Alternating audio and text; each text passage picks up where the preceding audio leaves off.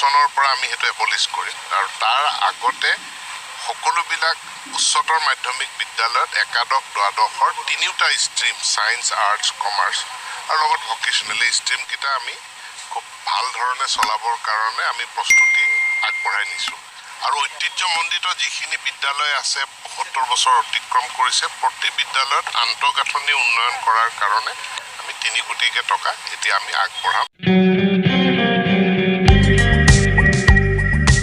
নতুন শিক্ষানীতিত মহাবিদ্যালয়সমূহত আৰু একাদশ দ্বাদশ শ্ৰেণী নাথাকে গতিকে ২৩ চনৰ পৰা আমি হেতু এবলিশ কৰিম আৰু তাৰ আগতে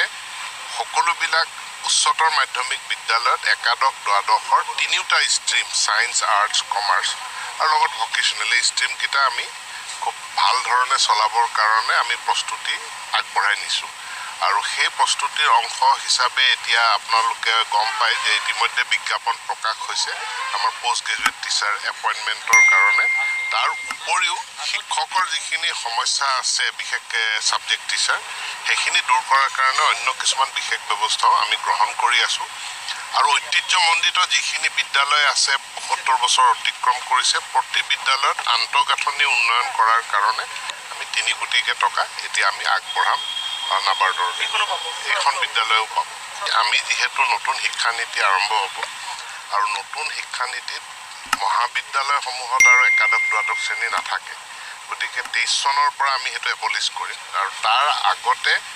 সকলোবিলাক উচ্চতৰ মাধ্যমিক বিদ্যালয়ত একাদশ দ্বাদশৰ তিনিটা ষ্ট্ৰীম সায়েন্স আৰ্টছ কমাৰ্চ আৰু লগত ভকেশনাল ষ্ট্ৰীম কিটা আমি খুব ভাল ধৰণে চলাবৰ কাৰণে আমি প্ৰস্তুতি আগবঢ়াই নিছো আৰু সেই প্ৰস্তুতিৰ অংশ হিচাপে এতিয়া আপোনালোকে গম পায় যে ইতিমধ্যে বিজ্ঞাপন প্ৰকাশ হৈছে আমাৰ পোষ্ট গ্ৰেজুৱেট টিচাৰ এপইণ্টমেণ্টৰ কাৰণে তাৰ উপৰিও শিক্ষকৰ যিখিনি সমস্যা আছে বিশেষকৈ সাবজেক্ট টিচাৰ সেইখিনি দূৰ কৰাৰ কাৰণে অন্য কিছুমান বিশেষ ব্যৱস্থাও আমি গ্ৰহণ কৰি আছো আৰু ঐতিহ্যমণ্ডিত যিখিনি বিদ্যালয় আছে ৭৫ বছৰ অতিক্ৰম কৰিছে প্ৰতি বিদ্যালয়ত আন্তঃগাঁথনি উন্নয়ন কৰাৰ কাৰণে আমি ৩ কোটি টকা এতিয়া আমি আগবঢ়াম নাবাৰ্ডৰ এইখন বিদ্যালয়ও পাব